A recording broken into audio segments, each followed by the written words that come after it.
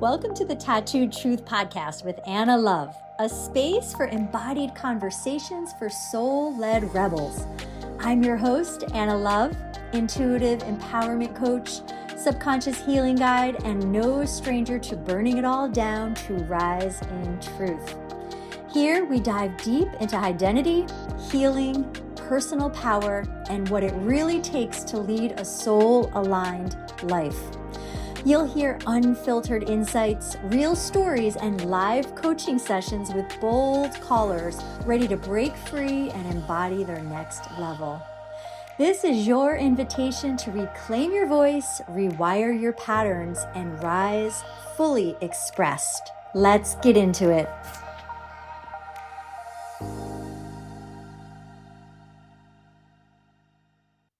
Welcome to our episode, Owning Your Power Out Loud, and why women must stop diluting their brilliance in order to make others comfortable. Now, this topic, oh my gosh, I feel like it's everywhere I look right now. And I know that's because when you have something top of mind, your brain will start looking and scanning outside of you to find things that match that vibration or those thoughts and your energy. So this topic right now is really important for me to talk about and just bring forth. And I'd love to hear your opinions. And not only is this for all women, but I'm really wanting to focus in on the power woman, the woman who is in a powerful seat, maybe in her job. Maybe she's a CEO, maybe she's an entrepreneur, maybe she's a leader, a boss.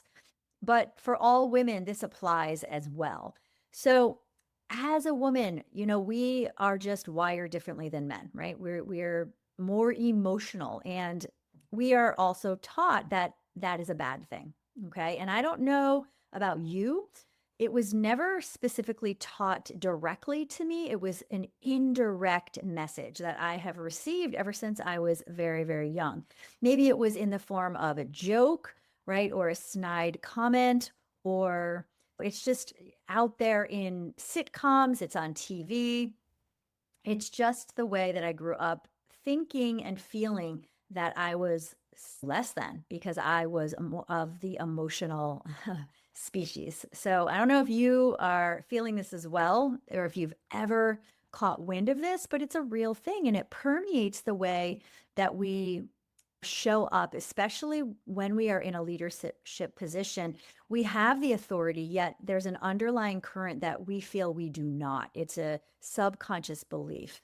And I'm here to break that. I'm here to really lay down the law, give you a permission slip, shall we say, and really normalize that our emotions are our guidance system, and they're there for a reason. We are blessed and gifted with this extra way of absorbing information, scanning our environment, checking to see, is this safe? Is this real? Is this authentic? Is this person in front of me speaking from truth? And is there clarity here?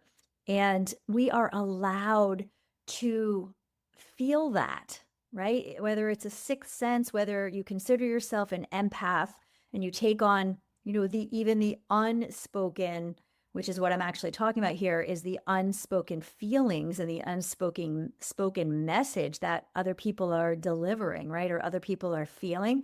A lot of people don't even need to say things. It's in their energy. It's in their eyes. It's in their body language, right? It's in their mannerisms. And that's what I'm talking about here, is that you may be working in an environment, and I'll tell you a couple of stories about a couple of clients I've had. And then of course I've had my own experiences to bring to the table. But I feel as women, this is something that we deal with on a regular basis, and it becomes so freaking normal that's why I'm talking about it, because I feel like it's an abnormal thing to ignore your own self, to override your emotional intelligence, to override that, to keep the peace or to fit in. And I'm here to say it's time to fucking stop. So we are designed as a woman to feel our emotions and have that be our guidance system. It's a freaking gift. So let's just own it. Okay. But so many powerful women, we whisper our truth, right? We double check our tone. We even apologize for the space that we take up. Even as little girls, I have 3 daughters, and I see my daughters' friends apologizing for being in the way, apologizing for things that do not warrant an apology. And I have all I can do to bite my tongue and say, stop apologizing. It's not my child. She's in my house. And there's a part of me that wants to interrupt that pattern for her, but I have to actually hold myself back. Sometimes I don't, and sometimes I do, right? Because when it's a repetitive thing and I notice it time after time after time, I do have to check myself because I don't want to be overly aggressive with her. If she was my child, I'd say to them right out word like, dude, what are you apologizing for? Like, did you actually hurt someone, or are you apologizing for taking up space? Because that's not gonna work in the real world. And I want you to break that habit right now. But where do they pick it up? Where do they pick it up? And I noticed this becoming a habit in my daughter's lives in as early as 3rd grade, where there was an apology. So I know they're getting it from school. They're certainly not getting it from my home life. When we behave in that way and we apologize for taking up space in our homes and in our own environments, or when we're in school, then it translates into, I don't feel worthy. I'm not good enough. I need to apologize for being here, even though I've done absolutely nothing wrong. And, what it does to us as little girls, and then we turn into women, is it's a message that we have to dim ourselves and we're not allowed to speak our truth because people somewhere along the way, we've learned that people don't want to hear it. People can't tolerate it. People, we're too much for some people. And the fucking sad truth is it started, long ago. This is a very historic issue with the patriarchy, but it's permeated so many of our lives as women that now even other women are taking this on, right? And other women are adapting to this type of mentality. So what I'm saying is, like, you might be a woman who's out there doing this, like apologizing for taking up space, and then other women are allowing you to do that, right? And what I'm here to say is that we are women, we are the sisterhood. And I know that's triggering for some girls because of the word sisterhood. I mean, I have a sister wound, I have a mother wound, I have all kinds of female wounds. But at the end of the day, we are all on the same side. We are all feminine energies. We all are women. And if we can just come together rather than gang up and choose sides, and some of us women are being extra masculine to fit in and then bullying the other women who are, a little bit more afraid to take up that space, that's my actual problem. And that's what I'd like to break the chain of that.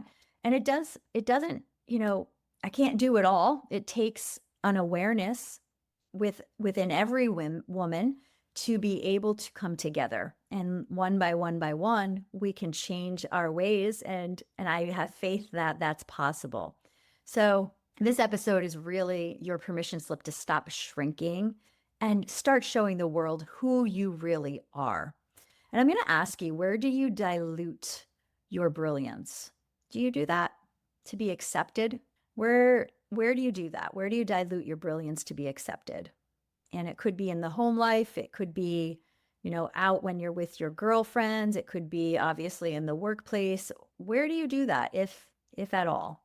I know I used to do that in the workplace. I used to do that in relationships. I used to do that in my family around my father. And I feel like for me, it wasn't necessarily told to me directly, but it was definitely an indirect feeling, a nuance that women were to have a quieter voice, to be subservient. And I just don't subscribe to that any longer. So I recognize where I used to do it.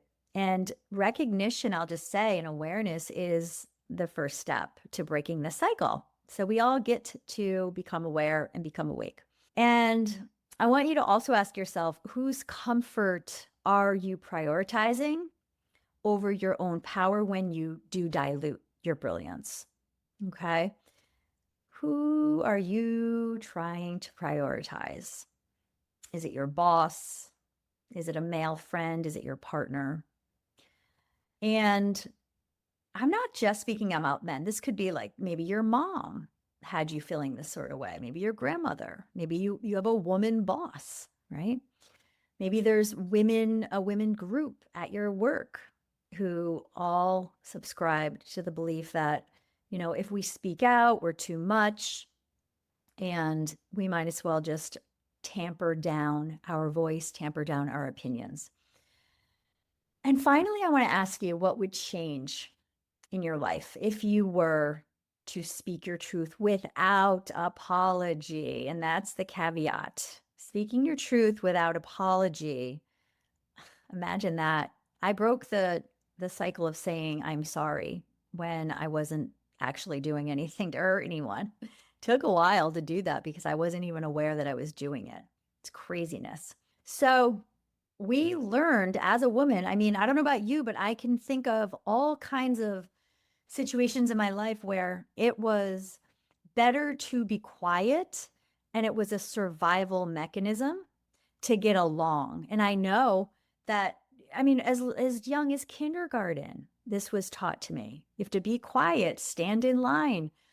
I remember going to an interview. I was 5, getting interviewed to be going into kindergarten. And I remember specifically, and it's funny how my brain will really remember very, very vividly what it felt like, what it looked like, what I was wearing, what the other person looked like, what they had said to me when things were traumatic. And this incident was traumatic. And I remember I was like a little happy lady going in to do this interview, and I was slightly nervous, but my mom was like, hyping it up, and it was so exciting. I was finally going to get to go to school. I did not go to preschool. And so this was like my big opportunity to like arrive. And I had this, cute little dress on, and I go into the interview, and she's asking me, this lady is one-on-one. She's asking me all kinds of things. And at one point she was like asking me to stack these, like a tower of blocks that click together. I forget what they're called, but they're like math blocks for counting.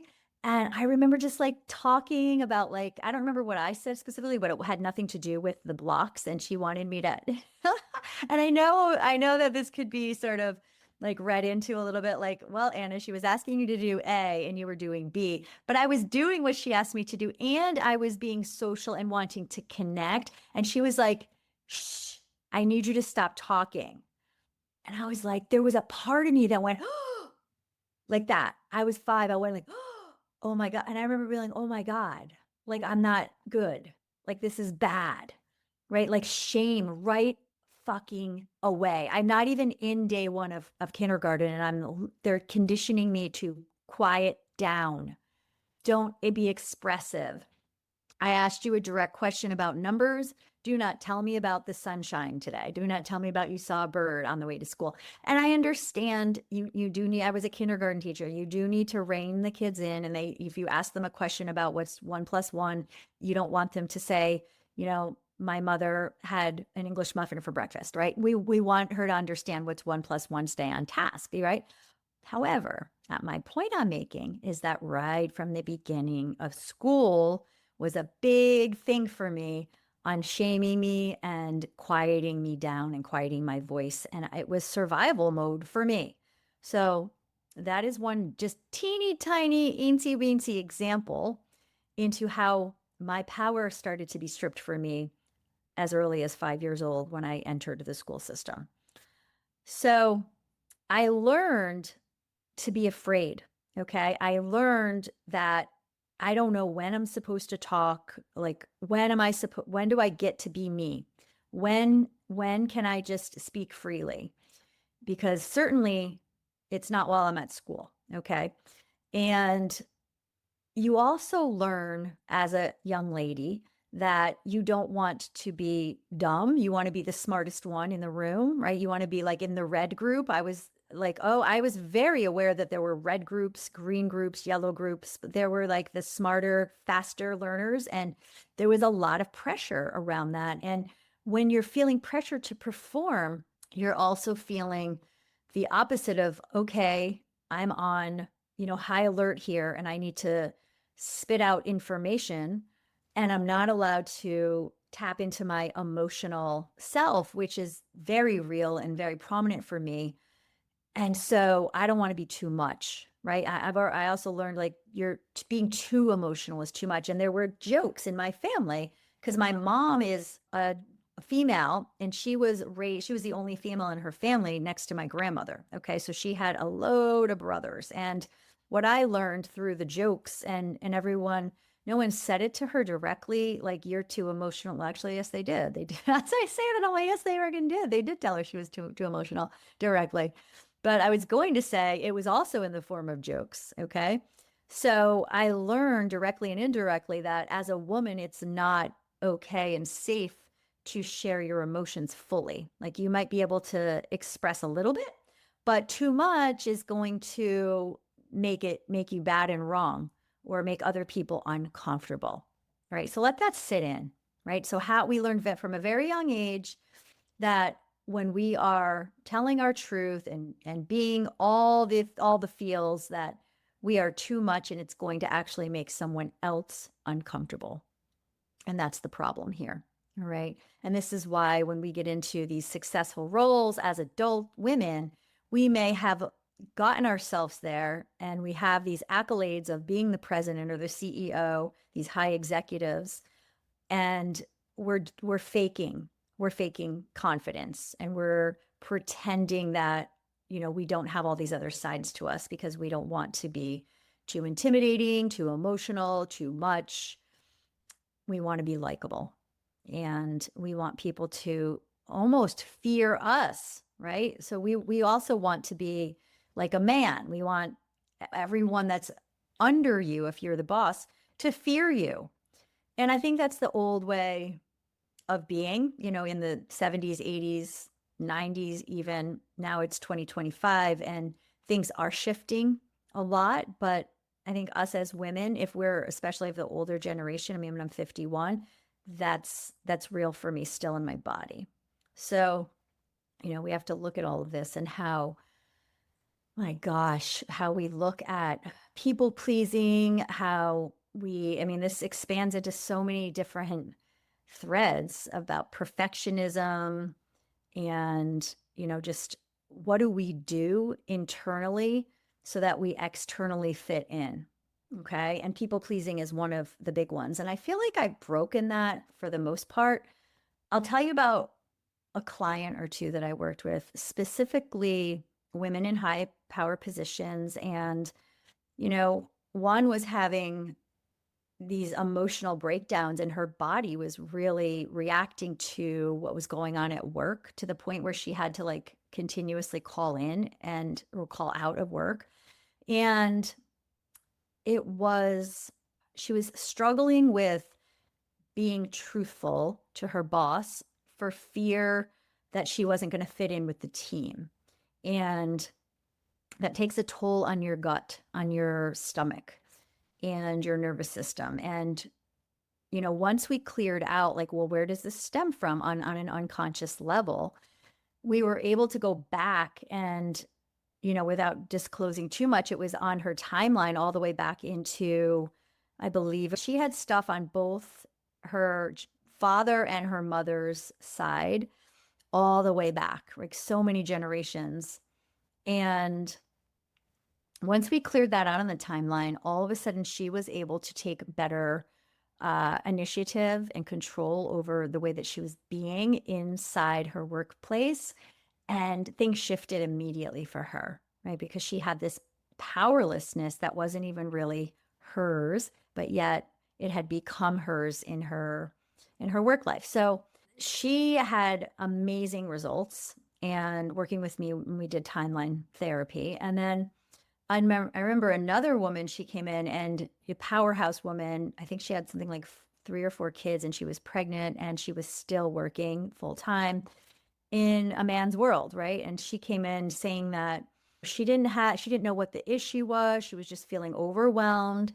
She was having feelings about her colleague basically taking her ideas, saying it was his idea when really it wasn't. And she couldn't find the words. She couldn't speak her truth and say to her boss, like, no, that was my idea. And he actually is stealing it. Right. So then when we worked together, I always start out working clearing anger is one of the first negative emotion that we clear out on the timeline. She was like, I don't have any anger. And I was like, well, that's fine. We're still going to do it. And she had so much anger. She had so much hidden anger. She was not even aware of it. It was just like permeating her life. And she couldn't even like point to it. And then once we cleared the anger, I swear, I think it was like 1 day or 2 days later, she went into work, called a meeting with her boss and the colleague, and told them all about themselves. And she was like, I don't even know where the words came from. They just came out of me because she was able to be truthful. She was not worried about fitting in. She wasn't worried about how they were going to receive her. And it was so freeing to her, freeing to both clients, right? When they both got to a place of, I'm going to speak my truth and it's not my business how it's received. And then once these women, and I'm just obsessed with being able to provide them with this relief, okay? Once both women claimed their voice, all of a sudden things started to shift for them. And it was just, it's a miraculous shift. And it's literally in a snap of a finger when you work with the unconscious. So, you know, that subconscious identity really is big, right? Because whatever we identify with or whoever we identify as, that equals how we show up. And a lot of times we feel like, well, if I'm loud or if I'm, I'm too visible or if I'm too seen, I'm too vulnerable and someone's going to hurt me, right? Back to that survival mode. And we want to be thriving, not surviving. So our nervous system reacts and gets triggered, and it sends us into sometimes where we have to go to the bathroom a lot, or our stomach can't digest food. And we end up with like these severe conditions like IBS or Crohn's, and really, and for me, I developed celiac like in my 40s, right? And all of this was triggered by an emotional reaction to not being able to speak our truth. So when we silence ourselves to fit in, to be liked for survival, there's obviously repercussions to that. There's lost opportunities, lost promotions, lost leadership opportunities, lost influence. And that for me is my story, where I stayed small for so long inside of my teaching career that I watched other people excel. And I was like, I am more qualified than that. I am what I consider to be, better at the craft, at the trade, at what we're doing here. And I watched other people rise because I was just too intimidated to be my full authentic self. And that is no longer the case for me, but I didn't find that voice until after I had exited the school system. So lots of lost opportunities there for me. And I mean, now I feel like it's fine. This is the trajectory of where I was meant to be, right? Helping women find their voice and their truth and their authenticity in order to live a life of freedom. That's beautiful. And I'll take it gladly, happily. I'm in love with my role now. And I'm in love with being able to talk about this openly. So, but I did see, and I grew up in a house where there was lots of emotional resentment, lots of exhaustion around. That's what happens when you're hiding. That's what happens when you're a little girl told to be quiet, and then you grow up. And, like I said, my mom grew up in a home she was basically the only female except my grandmother. And she and my grandmother didn't even have a great relationship. So my mom was essentially on her own. Right. So then when she gets into her 30s, there becomes this, I watched her break down. She had breakdowns and meltdowns, lots of resentment, so much exhaustion. And I didn't know at the time. I was so little. I was like 10 when she started doing this. I was like, what is going on? I wish I had known, what I know now back then to just better able to help me cope with what was going on and make sense of the world. And I took some of that on. So a lot of us little girls take on the roles of our mothers. We take on the roles of our grandmothers. We take on the roles of our aunts, if we have that in our family. And it's a real freaking thing.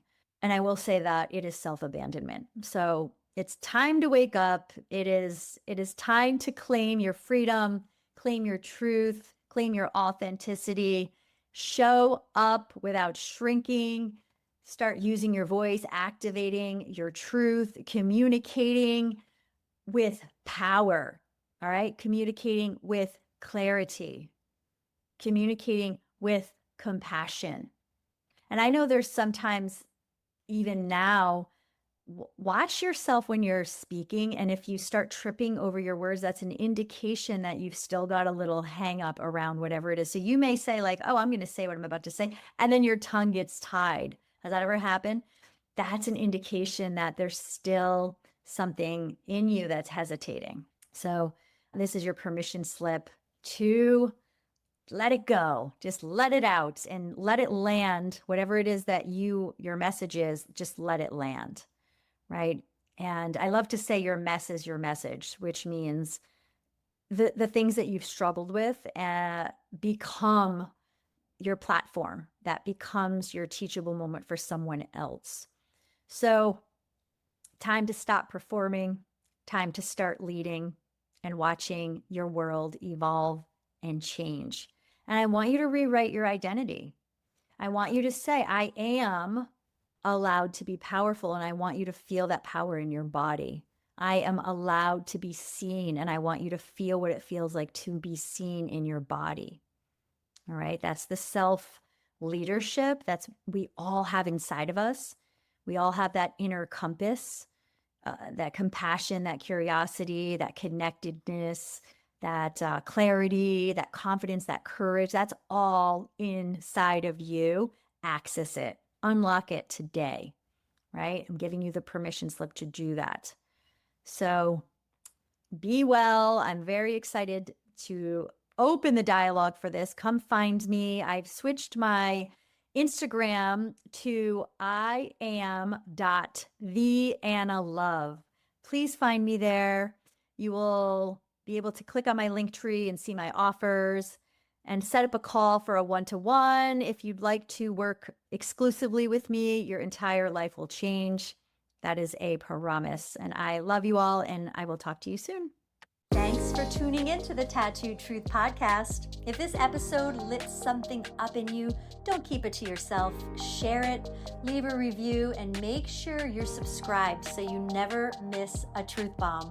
If you're craving deeper support, guided healing, or a space to reclaim your voice and power, check the show notes for ways to work with me. Remember, your truth is not too loud, too bold, or too much. It's exactly what this world needs. Keep showing up, stay wild, stay true. I'll see you next time.